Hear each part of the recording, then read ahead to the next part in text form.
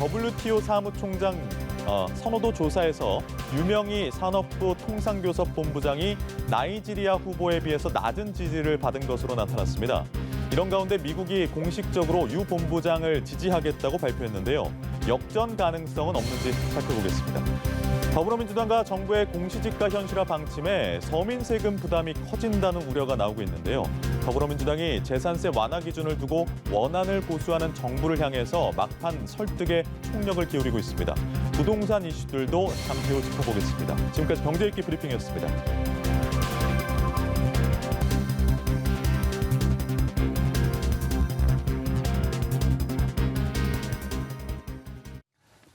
네, 보다 자세한 내용은 김대호의 경제읽기에서 살펴보겠습니다. 김대호 박사 나오셨습니다. 네, 어서 오세요. 안녕하세요. 네, 반갑습니다. 네.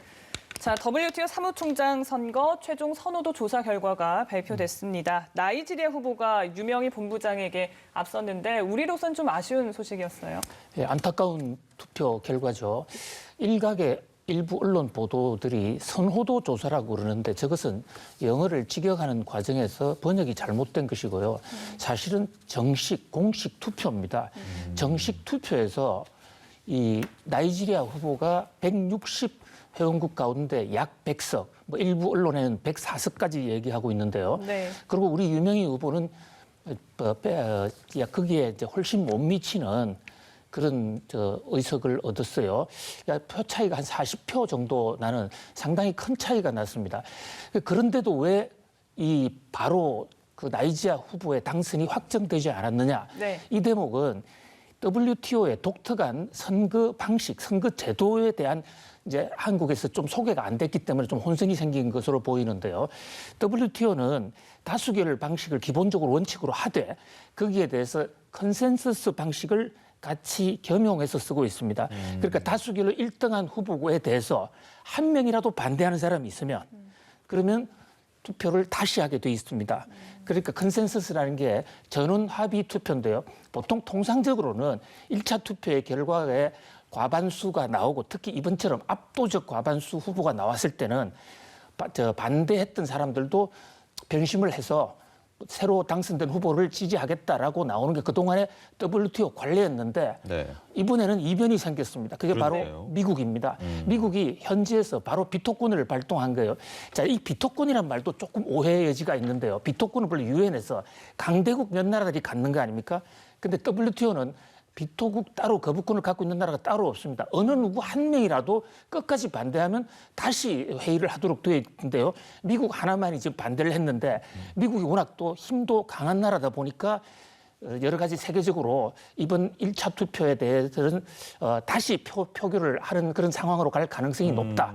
이제 이런 상황이 된 건데 어쨌든 우리는 최소한 표결 결과에서 근소한 차이 정도는 기대를 했었는데 거기에는 훨씬 못 미치는 결과가 나온 셈입니다. 네. 네.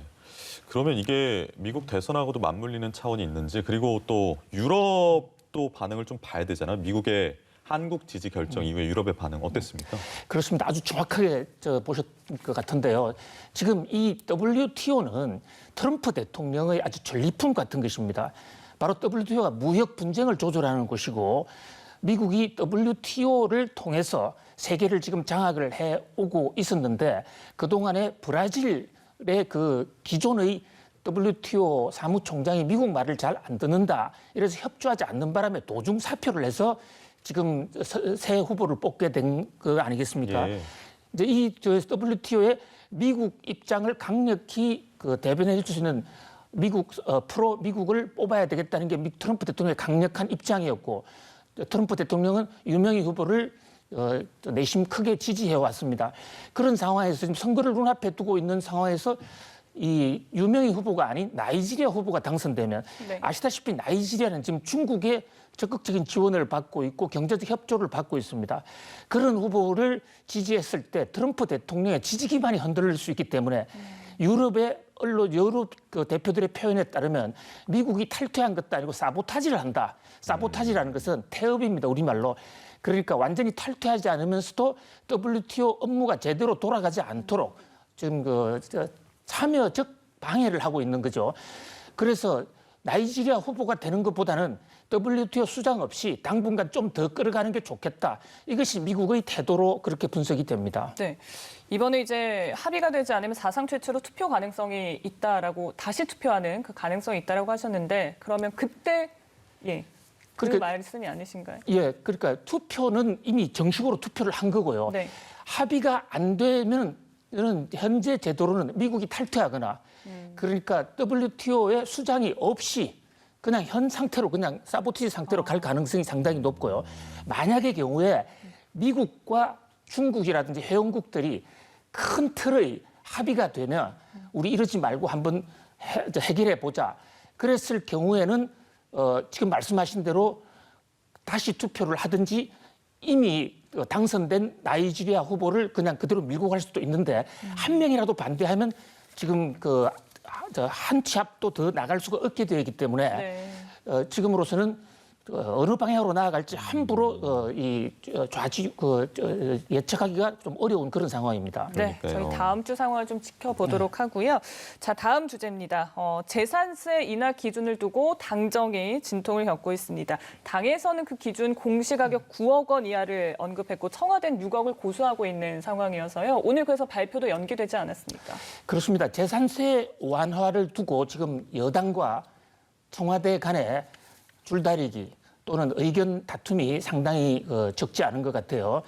재산세를 느닷없이 왜 완화해 주느냐 여기에 대해서도 지금 정의당 같은 데서는 시대착오적인 것이다라고 얘기를 하지만 이 대목에 대해서는 정부와 이 민주당은 부동산 안정화 과정에서 공시지가 현실화를 많이 했습니다. 그러다 보니까 의도하지 않게 부동산이 많이 없는 사람, 일가구의 중저가 주택을 가진 사람도 세금이 올라가는 그런 부작용이 생겼어요. 그래서 서초구 같은 데서는 서울시와 마찰을 빚어가면서도 세금의 일부를 돌려주는 사태가 생겼지 않습니까? 그래서 이걸 제도적으로 막기 위해서 한번 세율을 좀 낮추자 이랬는데 문제는 그렇다면 중저가 주택의 기준이 뭐냐? 네. 현재 각종 법마다 조금씩 달라요.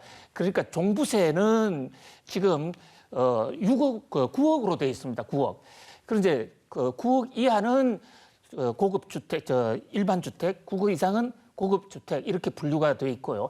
양도세에도 기준이 9억이에요. 그런데 부동산 중개보수 하는 데는 또 6억을 기준으로 되어 있고 이렇게 마다 기준마다 다 다르니까 이 기준에 대해서 이제 여야 간에 당정 간에 청와대와 국회의 여당 간의 의견 다툼이 좀 있는 건데요. 만약에 9억원으로 했을 경우에는 강남의 일부 지역도 포함된다. 그렇게 대한 어떤 부담. 또 6억으로 했을 때는 너무 적은 거 아니냐. 지금 국민은행 조사에 따르면 현재 서울시 아파트의 중위값이 9억 2천만 원이거든요. 그러니까 9억이 아닌 6억으로 하면 중산층도 많이 이 혜택을 못 받게 된다는 이런 지금 논전이 있는 것으로 보입니다. 네, 서로 지금 의견 조율을 하고 있는 과정이니까 좀 기다려보도록 하고요. 요즘 이 내용이 좀 많이 나오더라고요. 지분 적립형 분양주택, 이게 뭔가요? 예, 이게 사실 이 청년 세대들 2030 또는 30세대들의 집 문제를 해결해 주기 위한 상당히 획기적인 대책으로 보입니다. 그러니까 지분 적립, 그러니까 한꺼번에 아파트를 사지 않고 아파트의 소유 지분을 천천히 사간다. 그러니까 처음에 살 때는 아파트 매입 가격, 구매 가격이 상당히 적게 들겠죠. 그렇겠네요. 그래서 이것을 반의 반값 아파트라고 그럽니다. 예를 들어서 10억짜리 아파트가 있다면 지분을 단계적으로 취득한다는 그런 조건 하에 지금 2억 5천만 원만 내고 집 소유권을 일단 넘기는 겁니다. 그렇지만 법률적으로 팔 수도 없기 때문에 소유권이 넘어왔다고도 볼 수도 없고 어떤 면에서는 임대 아파트와 비슷한 측면이 있습니다만은 임대와 매매를 결합한 것인데요.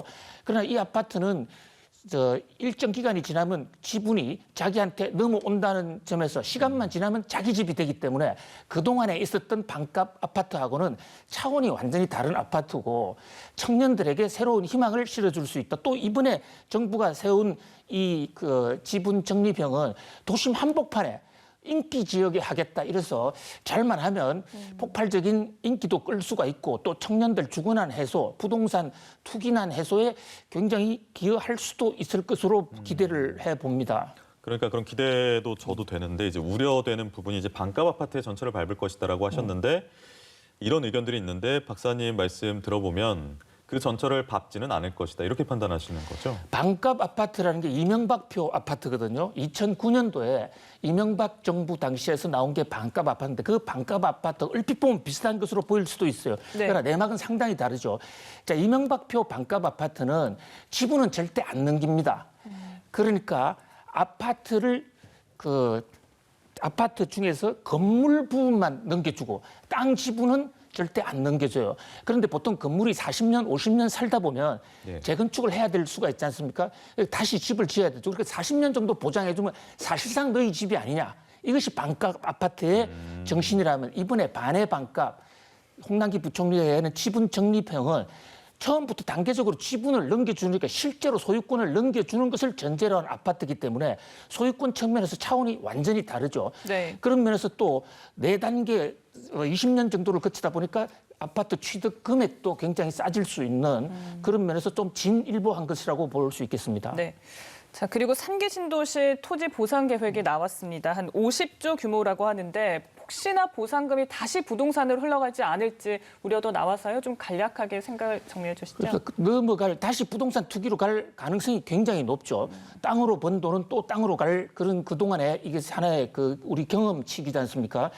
그런 면에서 지금 정부가 부동산 투기 억제를 위해서 가격 안정화를 위해서 3기 신도시 그밖에 다른 도시 개발 사업을 많이 하고 있는데 그 보상금 때문에 그 보상금이 이제 다음 달 또 다다음 달부터 본격적으로 풀리거든요. 이게 나오면 결국 또 한 번 부동산 시장을 뒤흔들어 놓을 수 있지 않을까 이런 지금 공포가 시중에 나오고 있는 그런 상황입니다. 네, 알겠습니다. 이 내용도 좀 볼게요. 우리나라에서 얼마나 돈이 많아야 부자 소리를 들을 수 있는가? 이거를 좀 보여줄 수 있는 통계 결과가 나왔다고요? 사실 부자냐 아니냐는 것은 상대적인 개념이기 때문에요. 마음만 부자라도 그렇죠. 우리도 언제든지 부자가 될 수가 예. 있겠죠. 네. 그런데 이제 국민은행, KB국민은행에서 그동안에 1년에 한 번씩 부자 보고서를 발표해 오고 있는데요. KB국민은행은 금융자산이 10억 원 이상 정도 되면 일단 부자로 보고 있어요. 그러니까 다른 자산보다도 지금 은행이나 증권사에 자기가 바로 찾을 수 있는 돈이 10억 원 정도 되면 부자다. 예금이. 그 금융자산, 예금뿐만 네. 아니라 모든 많이 금융자산을 잡으시구나. 총괄한 겁니다. 사실 금융자산 10억 원 넘어서기가 그렇게 쉽지는 않아요. 그런데 이제 이 금융자산 10억 원 이상의 부자 숫자가 굉장히 늘어나고 있다. 이런 통계가 하나 나왔고요. 또 하나 이제 부자들에게 그 10억 원 이상 되는 부자들한테 설문조사를 해봤습니다. 당신은 어떤 사람을 부자라고 생각하느냐? 그렇지만 총자산, 여기는 이제 부동산까지 포함한 총자산이 70억 이상 되는 정도가 돼야 부자다. 이렇게 이제 얘기를 해서 부자 기준은 70억이 아니냐. 이런 지금 지적이 나오고 있는데 네. 과연 우리는 총자산이 얼마일지 한번 여러 가지 되새기는 바가 네. 많습니다. 그 부분 좀 공감이 안 되는 부분인데 다만 시청자 여러분께서 궁금하실 부분은 코로나 시대 과연 부자들은 어떻게 투자를 하고 있을까 이런 부분이지 않겠습니까? 그렇습니다. 현재 부자들의 70억 자산을 현재 구조를 내부적으로 보면 부동산 쪽이 압도적으로 많습니다. 현재까지는. 그런데 부동산 자산이 오르는 바람에 결국은 자산 가치 증식에 도움이 됐겠죠. 그런데 지금 현 단계에서 특히 지적하신 대로 코로나 상황에서 부자들의 재테크는 어떻게 되느냐. 오히려 지금은 주식 쪽에 훨씬 더 많은 비중을 두고 있다. 이게 요즘 좀 달라진 부자들의 투자 패턴이라고 볼 수 있겠습니다. 예, 알겠습니다. 오늘 말씀은 여기까지 좀 듣도록 하겠습니다. 지금까지 김대호의 경제 읽기 김대호 박사님과 함께했습니다. 고맙습니다. 네, 감사합니다. 고맙습니다.